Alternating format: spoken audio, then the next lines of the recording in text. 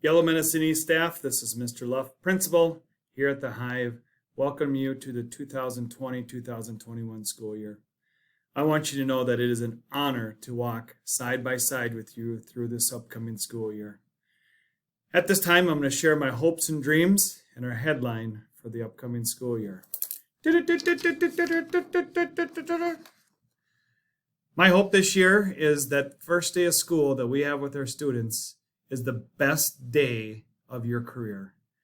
It will not matter if it's your first day in the wonderful profession of teaching or whether it is your 30th year coming back in the classroom. It truly will be an exciting time watching these students walk back into the hallways for this upcoming school year. My hope also is that we continue to instill our love of learning, our passion for one another, and the relationship building that we have continuously strived for to make Yellow Medicine East a great place. The headline that I anticipate will happen at the end of this year is, Yellow Medicine East did what? Yes, that means once again we did the best we could.